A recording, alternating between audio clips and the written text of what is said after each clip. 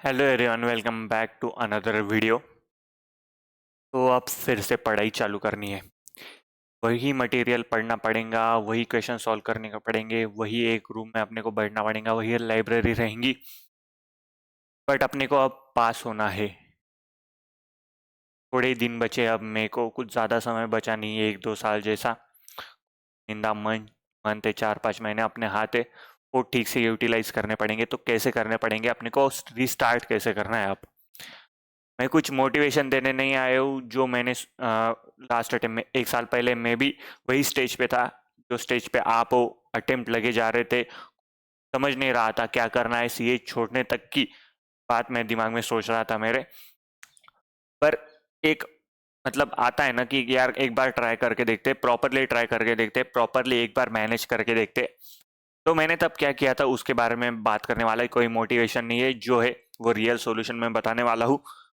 तो सबसे पहले आपको निकालने के सारे आपकी किताबें, जो भी अटेम्प्ट आप मई में देने वाले, मतलब फर्स्ट ग्रुप देने वाले, सेकंड ग्रुप देने वाले हो।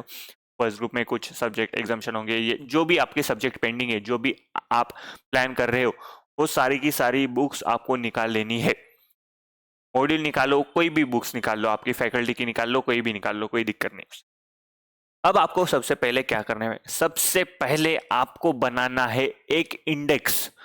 प्रॉपर इंडेक्स बनाना है आपको। कोई इसमें जल्दबाजी नहीं करनी है आपको। जाएंगे 1 घंटा जाएगा, 2 घंटा जाएगा, आप वेस्ट नहीं कर रहे हो टाइम। समझ लो एक बात को। ये इंडेक्स बनाने से आपको लग रहा होगा कि आप टाइम वेस्ट कर रहे होंगे। नहीं भाई, टाइम वेस्ट नहीं कर रहे हो आप, प्लीज ट्रस्ट मी। आपको इंडेक्स बनाओ। इंडेक्स में आपको सारे चैप्टर लेने हैं, एक भी चैप्टर स्किप मत करो। आपको इजी जा रहा है, डिफिकल्ट जा रहा है, आप ये चैप्टर अपने को छोड़ देना है। ये थ्योरेटिकल चैप्टर है, एफआर में लास्ट के 2-3 चैप्टर है, ऐसे ही वो थ्योरी के, वो ज़्यादा क्वेश्चन आते नहीं एग्जाम में, फिर भी वो आपको इंडेक्स में इंक्लूड कर देने हैं। अब इससे क्या होगा, आपको एक व्यू मिल जाएगा कि आपके दिमाग तक बात जाएंगी। आपने बस इंडेक्स पढ़ा है, पर कभी इंडेक्स लिखा नहीं है अपन ने जिंदगी में। तो इंडेक्स लिखने से अपने को समझ में आ जाएगा कि कितने चैप्टर है, अपने कितने चैप्टर अपने को पढ़ने हैं। ये आपको एक बार आइडिया आ जाएगा। अब ये आइडिया आने के बाद आपको जाने आईसीआई के साइट पे। वहां पे आईसीआई ने वेटेज दे के रखा है। वेटेज में आपको एफआर एएफएम मिल जाएगा, ऑडिट भी मिल जाएगा। डीटी में थोड़ा आपको दिक्कत आ सकता है। तो डीटी के लिए आप लास्ट अटेम्प्ट में कोई भी फैकल्टी ने एबीसी एनालिसिस डाल के रखा होगा, तो प्लीज वो एक वीडियो एक बार देख लेना कि कौन से चैप्टर इंपॉर्टेंट है। एबीसी एनालिसिस जनरली चेंज नहीं होता है हर एक अटेम्प्ट में। जो चैप्टर को वेटेज हो सकता है वही वेटेज रहेगा। एबीसी एनालिसिस चेंज नहीं होगा, पर जो क्वेश्चन आते हैं बीच में कि एबीसी एनालिसिस मतलब समझो टैक्स में एनआर टैक्सेशन के क्वेश्चन है, तो उसमें जो क्वेश्चन आते हैं वही रिपीट नहीं हो सकते। पर जो एबीसी एनालिसिस है वो एक बार देख लो आप। उसमें से आपको डीटी के जो इंपॉर्टेंट चैप्टर है वो मिल जाएंगे, और आईडीटी का भी आपको मिल जाएगा। एबीसी से मिल जाएगा आपको, या फिर आईसीआई के साइट पे आपको जो वेटेज दे के रखा है उसके हिसाब से भी आप जा सकते हो। ये करने के बाद आपको एक अंडरस्टैंडिंग आ जाएगी कि आपके पूरे इतने चैप्टर है, और जो भी इंपॉर्टेंट चैप्टर है, जो भी एबीसी में दे के रखे, जो भी अपने को ज्यादा वेटेज के चैप्टर है, वो प्लीज एक बार मार्क कर लो अच्छे तरीके से। रेड पेन से मार्क कर लो उसको, क्योंकि वो चैप्टर आपको करके ही जाना है। झक मार के आपको करके ही जाना पड़ेगा वो चैप्टर। अब एफआर में बात की जाए तो फाइनेंशियल इंस्ट्रूमेंट है, बिजनेस कॉम्बिनेशन है, सीएफएस है, एएफएम में डेरिवेटिव्स है, मर्जर एक्विजिशन के क्वेश्चन आते हैं। एएफएम में जनरली हर एक चैप्टर में से कभी न कोई क्वेश्चन आता है, तो एएफएम में सारे चैप्टर इंपॉर्टेंट है। ऑडिट में 200 की सीरीज एसक्यूसी 1, 500 की सीरीज, 700 की सीरीज, 800 की सीरीज, ये इंपॉर्टेंट है। बाद में डीटी में NR taxation, double taxation, PGBP, capital gain, इसमें क्वेश्चन आते हैं। टीडीएस टीसीएस का जनरली हर एक अटेम्प्ट में क्वेश्चन आता है। आईडीटी में भी आपने जो इंटर तक पढ़ा था, आईटीसी तक, वो सारे चैप्टर इंपॉर्टेंट है। तो ये एक बार आप मार्क कर लो कि हर एक अटेम्प्ट में आपको एबीसी से समझ में आ जाएगा, हर एक अटेम्प्ट में इसका क्वेश्चन आता ही आता है, तो वो मार्क कर लो। अब आपको समझ में आएगा ये मार्क करने के बाद, ये चैप्टर हमने कभी पढ़ा ही नहीं था, एबीसी में इंपॉर्टेंट है पर हमने कभी पढ़ा ही नहीं था। कुछ ऐसे चैप्टर रहेंगे कि आपने एबीसी में ही नहीं लिए होंगे, मतलब आपको समझ में आ जाएंगे कि यार आपने को ये पढ़ना था पर अब तक हमने पढ़ा नहीं है।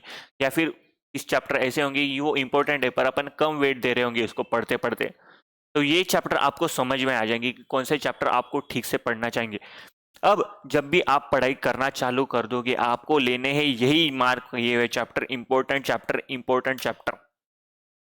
ये क्यों बता रहा हूं, क्योंकि आईसीआई हर एक अटेम्प्ट में इसके क्वेश्चन पूछने ही वाले हैं।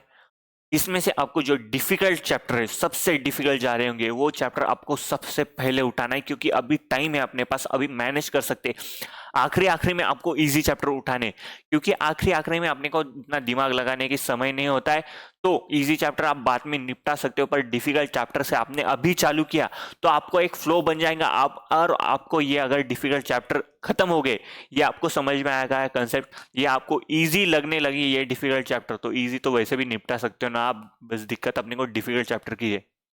तो ये डिफिकल्ट चैप्टर पहले खत्म कर दो और उसके बाद में जो इजी पोर्शन लगा आपका तो उसमें जा सकते हो। तो इंडेक्स बना लो, इंडेक्स में जो भी चैप्टर आपने ऑलरेडी करके रखे होंगे, आपके 1-2 अटेम्प्ट हो गए हैं, तो उसमें ऐसे चैप्टर होंगे जो आपने बहुत बार पढ़ के रखे होंगे, 1-2 बार 3 बार 4 बार पढ़ के रखे होंगे, और इजी चैप्टर है, उसमें आपको बार बार देखने की जरूरत नहीं पड़ती, आपको हर एक कंसेप्ट पता है। वैसे भी चैप्टर होंगे तो उसको एक बार मार्क कर लो। जो भी डिफिकल्ट चैप्टर है उसको एक बार मार्क कर लो। जब भी आप पढ़ाई करना चालू करेंगे तो डिफिकल्ट से इजी की तरफ बढ़ो, क्योंकि अभी टाइम है अपने पास, लास्ट में अपन इजी चैप्टर खत्म कर सकते हैं पर डिफिकल्ट चैप्टर खत्म नहीं कर सकते, अपने को बहुत ज्यादा टेंशन आता है तब। तो अभी स्टार्ट करते टाइम डिफिकल्ट चैप्टर से चालू करो और इजी तक इंडेक्स बना लो, सारे सब्जेक्ट का इंडेक्स बना लो और इंपॉर्टेंट चैप्टर मार्क कर लो वहां पे, और डिफिकल्ट और इजी चैप्टर भी मार्क कर लो यहाँ पे, और आपको डिफिकल्ट से इजी की तरफ बढ़ना पड़ेगा। आप बोलोगे कि मैंने फॉलो किया था, कल लास्ट अटेम्प्ट के मेरे वीडियो देख लो आप, मैंने FRAFM डाला था, मैंने पूरा सेल्फ स्टडी किया था, जनरली फाइनल में हर एक सब्जेक्ट मैंने सेल्फ स्टडी यूट्यूब से किया है, तो मैंने सारे इंडेक्स बना के रखे, सारे इंडेक्स बनाए थे मैंने, एक्सेल फाइल भी अपलोड करके रखी है मैंने टेलीग्राम चैनल में। वहाँ पे उस चैप्टर में कितने क्वेश्चन है, जो क्वेश्चन बैंक में फॉलो कर रहा हूँ उसमें कितने क्वेश्चन है, अपने को कितने करने चाहिए, वो भी मैंने पूरा मार्क करके रखा था। तो आपको भी एक करना पड़ेगा, क्योंकि एक व्यू आ जाता है अपने को कि कौन से डायरेक्शन में अपने को बढ़ना है अब, ये 4 महीने में, ये 5 महीने में। अब ये तो हो गया आपको चालू कैसे करना है, आपको रिस्टार्ट कैसे करना है, तो प्लीज इंडेक्स बना लो, बहुत हेल्प होंगी, आज का दिन जाएगा आपका पर बहुत हेल्प होंगी इंडेक्स से, कि आपको रोड कौन से साइड में जाना है, मतलब कौन से साइड का रोड चुनना है, किस वे में आपको चलते जाना है, अब ये समझ में आ जाए। अब ये फाइनल में पास होने की सबसे मेन रीजन जो है मेरा, वो है कंसिस्टेंसी। आप हार्ड वर्क करोगे यार, हर एक जन सीए फाइनल में आया हुआ हर एक हार्ड वर्क करेगा, आखिरी के महीने में हार्ड वर्क करेगा, शायद किसी का रिजल्ट पास भी आ जाएगा, किसी का फेल भी आ जाएगा, सक्सेसफुल अनसक्सेसफुल, पर मेरे हिसाब से मेरा जो मतलब मैं जो वे में पास हुआ है वो कंसिस्टेंसी। लास्ट अटेम्प्ट में जब भी मेरा अटेम्प्ट लग गया था कि अनसक्सेसफुल रिजल्ट देखा था मैंने, उस दिन से मैंने ठान लिया था कि हर एक दिन मैं 10 से 15 क्वेश्चन सॉल्व करूंगा, फिर कोई भी सब्जेक्ट हो वो 10 से 15 क्वेश्चन मेरे को सॉल्व ही करने हैं। अब बोलेंगे क्वेश्चन सॉल्व करके तू एग्जाम में जाएगा तो हो जाएगा क्या? हाँ, क्वेश्चन सॉल्व करके अगर मैं एग्जाम में जाऊंगा, क्वेश्चन रिपीट होगा तो मैं सॉल्व कर सकता हूं, पर आप बस कंसेप्ट करके एग्जाम में जाओगे तो दिक्कत आएगी। देखो, क्वेश्चन सॉल्व करके आपके कंसेप्ट क्लियर हो सकते, पर कंसेप्ट क्लियर करने के बाद आपको क्वेश्चन सॉल्व ही होगा, ऐसी कोई मतलब ऐसा कोई रूल नहीं है। पर अगर आपने क्वेश्चन देख लिया, मतलब आपने पूरे वीडियो देख लिया, एक बार सीक्वेंस भी बता देता आपको कि कैसे पढ़ना चाहिए मेरे हिसाब से तो भी तो आप एक बार वीडियो लेक्चर देख लो, रिवीजन वीडियो देख लो, FRAFM ऑडिट के मैंने सारे लेक्चर डाल के रखे, PDF बनाया था मैंने, वो PDF पूरा आपको टेलीग्राम चैनल में मिल जाएगा, लिंक आपको डिस्क्रिप्शन में मिल जाएंगी, या फिर टेलीग्राम चैनल में आप पिन सेक्शन में देख सकते हो, आपको पूरा का पूरा वीडियो भी मिल जाएंगे, कौन से सीक्वेंस में पढ़ना चाहिए, और PDF भी मिल जाएगा पूरे लेक्चर्स का जो मैंने देखे थे फाइनल के प्रिपरेशन के लिए। तो वीडियो देखना है सबसे पहले, उसके बाद में आपको जाना है क्वेश्चन बैंक पे। आपने ऑलरेडी कंसेप्ट आपके पढ़ के रखे होंगे, लेक्चर आपके खत्म हो गए होंगे, तो आपको कंसेप्ट पता है भाई, दिक्कत है आपको यहाँ जा रही है, आपको क्वेश्चन सॉल्व करने में दिक्कत फोकस करना है अभी, क्योंकि देखो वीडियो से आपको जो भी कंसेप्ट है वो रिकॉल हो जाएंगे। आप क्वेश्चन बैंक में आपको सारे के सारे क्वेश्चन लिख के देखो, रफ में लिखो पर लिखो यार, क्योंकि आपको आदत लगना अभी से चालू हो जाएगा। रोज के 15 क्वेश्चन तो सॉल्व करनी है आपको। देखो अपने को 3 घंटे में कितने क्वेश्चन सॉल्व करने हैं? लगभग अपने को 5 क्वेश्चन सॉल्व करने हैं। उसमें से हर एक क्वेश्चन में आपको 3 क्वेश्चन आएंगे, 15 क्वेश्चन आपको सॉल्व करने। 3 घंटे में आपको 15 क्वेश्चन सॉल्व करने, वो भी पूरे प्रेजेंटेशन के साथ। अब आपको 15 क्वेश्चन आप सॉल्व नहीं कर सकते क्या भाई? FRAFM के रोज के 30 क्वेश्चन आपको सॉल्व करने हैं, वो भी रफ में। मैं पूरा फेयर में लिखने को आपको बोल भी नहीं, रफ में सॉल्व करो। काफी अभी से चालू किया आपने, 10-10 क्वेश्चन भी चालू किया है, थोड़ी थोड़ी स्पीड बढ़ो। कभी कभी ऐसा भी हो सकता है कि आपने 15 क्वेश्चन डिसाइड किया था, 10 ये फाइन यार, 10 तो हुए आपने, पर आप बोलोगे कि मैं सॉल्व ही नहीं करूंगा, पूरा चैप्टर खत्म कर दूंगा और उसके बाद में सारे क्वेश्चन एक साल 40-50 और फॉरेक्स के 70-80 क्वेश्चन है वो एक ही फ्लो में सॉल्व करूंगा, नहीं होगा।